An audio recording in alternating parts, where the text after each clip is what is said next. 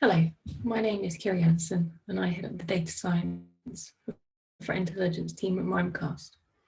My team focuses on research and product innovations, as well as how to extract actionable insights from the billions of emails and other security events that Mimecast processes every day. Before I joined Mimecast, I worked for the UK government developing systems to detect cyber attacks and fraud. Today I'm going to talk about how you can apply threat intelligence to improve your organisation's cyber resilience. Threat intelligence is still an area that is maturing, and I think there can sometimes be confusion about what to use and when. This lack of understanding can lead to frustration, and people can doubt the value that threat intelligence brings. But I would argue that you can't really have an effective cyber resilience strategy without it, and that intelligence can feed into all layers of your resilience strategy to help focus the process and make it relevant, or as relevant to your organisation as possible. So I will start by discussing the different types of threat intelligence that are available, what the differences between them are, and who might use them. I'll then give a quick overview of a popular cyber resilience framework that can be used to guide your strategy. And finally, I will explain how to use intelligence in combination with the framework to make it more effective and tailored to your organisation. Intelligence products include a broad range of outputs and target a variety of audiences, from indicators of compromise used by SOC analysts to high-level threat landscape reports for executives. The data sources and amount of analysis effort that goes into producing the reports and outputs also varies. And we can express this in something called the hierarchy of threat intelligence. So at the bottom, we have tactical intelligence.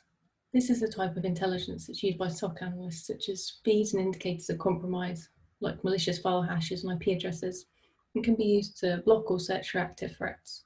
It answers the what type questions. So typically less analysis would be involved in generating this kind of data, and intelligence analysts would probably argue that actually this information is closer to just raw data than intelligence.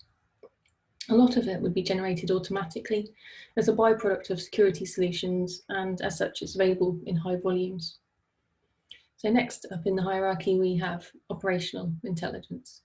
So this aims to answer the when, where and how type questions and would normally be provided in the form of reports. It explains things like how a threat actor operates and the particular tactics, techniques and procedures they use. Typically it would be discovered by threat researchers and incident responders who are looking deeply into specific attacks.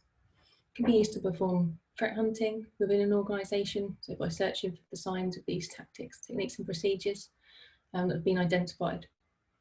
It typically takes more effort to generate this kind of intelligence because it involves some kind of human input and analysis.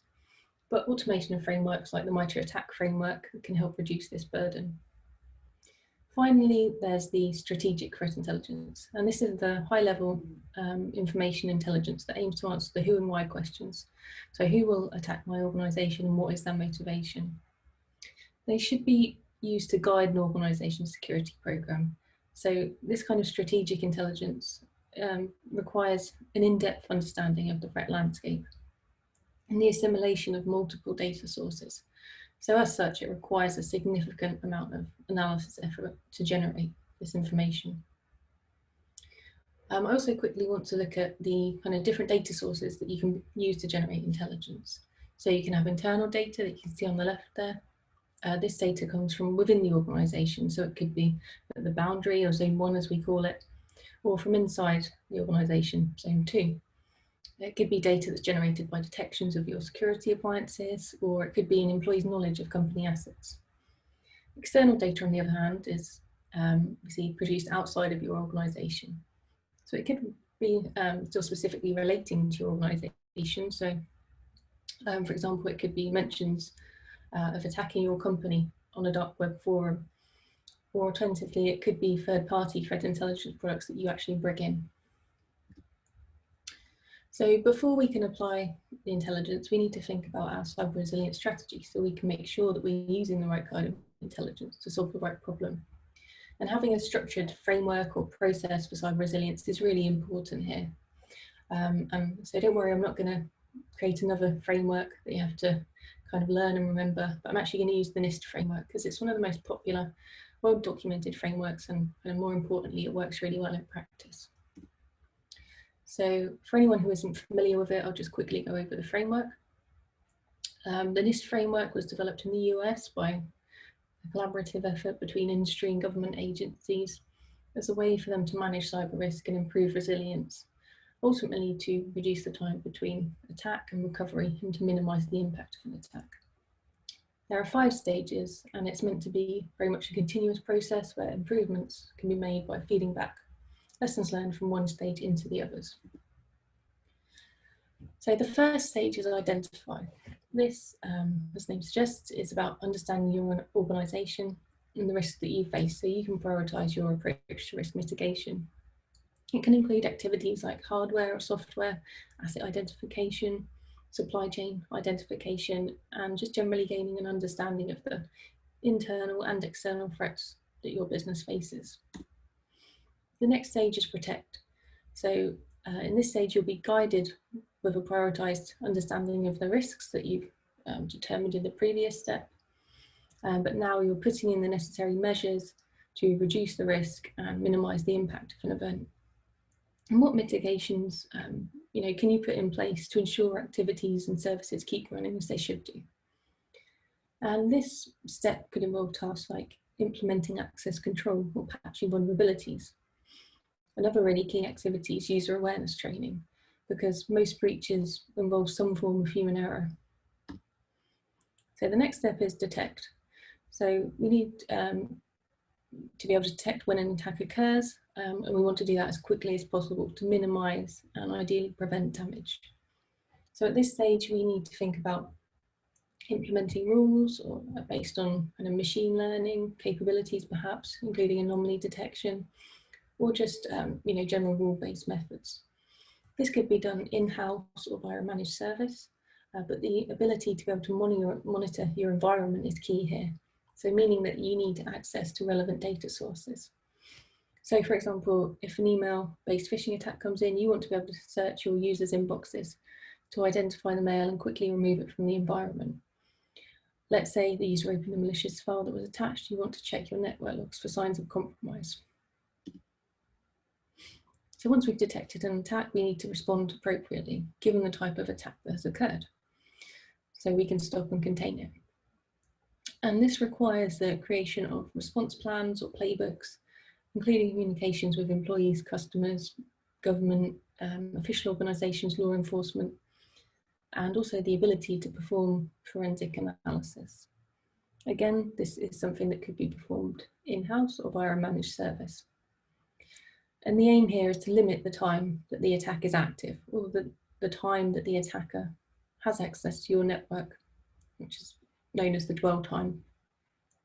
And ideally, we want to be able to automate responses where possible. So for example, search email archives or endpoints for known bad file hashes and automatically quarantining and removing those files. And finally, there's the recovery stage. So this is where we restore all the functions and services that may have been affected by the attack. And we need to make sure that we follow the procedures, recovery, communication plans, and just general good practice that we've developed so far as part of the previous cycle, the rest of the stages. And a really key part of this is lessons learned and feedback from the detection response and any previous recovery events that may have happened. And feeding those back into the identification and protection stages to refine and improve the process. So now we'll see that threat intelligence is a fundamental part of this process, and we'll look at some ways that we can make this strategy super focused and effective by applying intelligence. So really intelligence can be said to wrap around the entire framework with different types of intelligence feeding into the different stages depending on the task undertaken. So we're going to go through an example for each stage. We'll look at the specific task that falls under the category, and we'll identify the types of questions we'll be asking and what kind of intelligence we need to answer them. So just a quick reminder here about the types of intelligence that we have. So we have the high volume tactical intelligence at the bottom. That answers the what type questions. We have the operational intelligence next. That reveals the threat methodologies, when, where and how an attack can happen. And finally, the high level strategic intelligence that answers the who and why questions. So start with the identify stage. So One of the main aims of identifying in terms of the NIST framework is to prioritise risk management. And for this, we need an understanding of the threats an organisation faces. So it's the who will attack us and why. If you're a financial organisation, you may be more likely to be targeted by organised criminal gangs who are motivated by monetary gain. Whereas if you're a healthcare organisation developing the COVID vaccine, you may be more likely to be targeted by nation states who want to steal that research. So the threats are different depending on your organisation. And as mentioned earlier, the type of intelligence we need here is strategic. So this will give you a high-level view of the threat landscape that can be easily understood by the leaders who can combine this with their knowledge of the business and assets. If you were to try to answer this with tactical intelligence, you would fail because you would just be completely overwhelmed by data without context. So a task that falls under protection is the blocking of known threats. This can include updating firewalls, web proxies, or other security devices with known indicators of compromise, like IP addresses or domains. And so the question here is, what specifically should I be blocking? What is bad? So the type of intelligence that we need is tactical. Now this can be obtained from external threat intelligence feeds that you bring into your environment, but no single vendor can cover everything and have all the indicators. And this is where the concept of a cybersecurity ecosystem is really important. So due to the high volumes of data and potential lack of overlap between different vendors, it's a good idea to have a platform that aggregates data from multiple sources and prevents your security teams from becoming overwhelmed by having to deal with so many different feeds. But one check you may want to perform is to correlate the different sources together. So especially if you're paying for them, to identify which are bringing the most value. So which ones have the most unique detections, and are there any that you could switch off? So if you actually try to apply strategic intel at this layer, it wouldn't work because you just don't have the right kind of data. Strategic reports shouldn't or don't contain indicators of compromise. So part of the detect stage could be threat hunting. So this is looking for signs of a particular group attacking your environment. You need to know the when, where, and how the attack is performed. Knowing the relevant tactics, techniques, and procedures means that you can develop tailored detection solutions, like automating real-time queries for your internal logs in a security event management system. And this requires operational threat intelligence. Again, using tactical data for this task could quickly become ineffective, as the specific indicators of compromise, like malware file hashes, for example, will quickly become out of date. They're going to be changing constantly, whereas the actual methodology the attacker is using isn't going to change so frequently. So yeah, it's operational threat intelligence that we need for this one.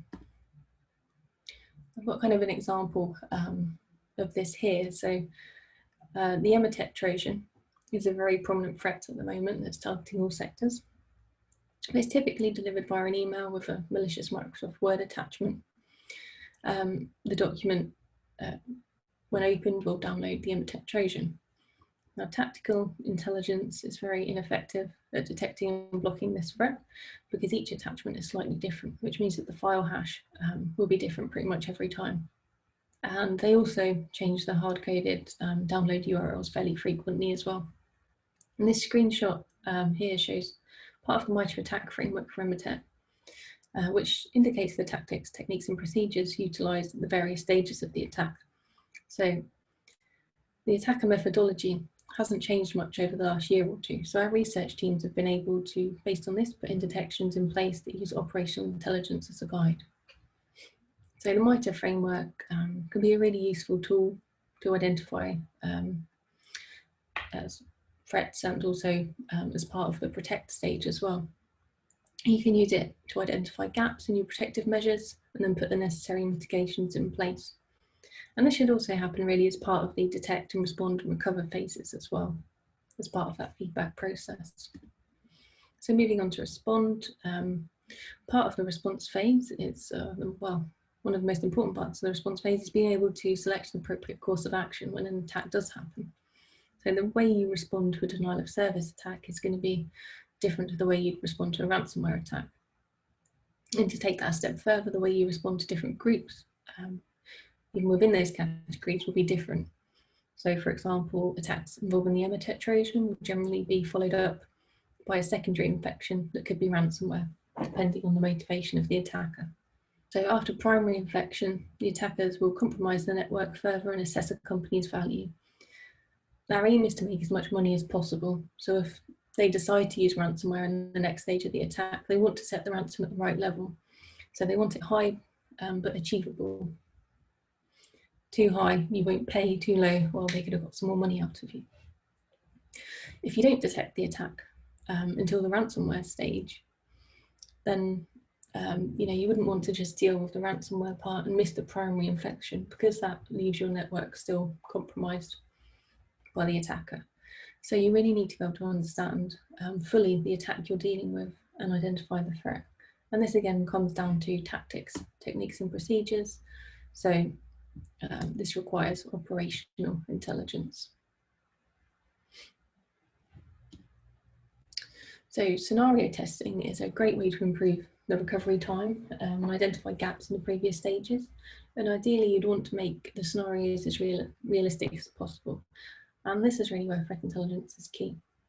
So you can use the strategic intelligence to make sure that you focus on scenarios that pose the biggest risk to your business. For example, you may identify that organised criminal gangs are targeting your industry for monetary gain. So with that in mind, you can then drill down, use the operational intelligence, and you can make sure that those scenarios are based on current threat actor methodologies.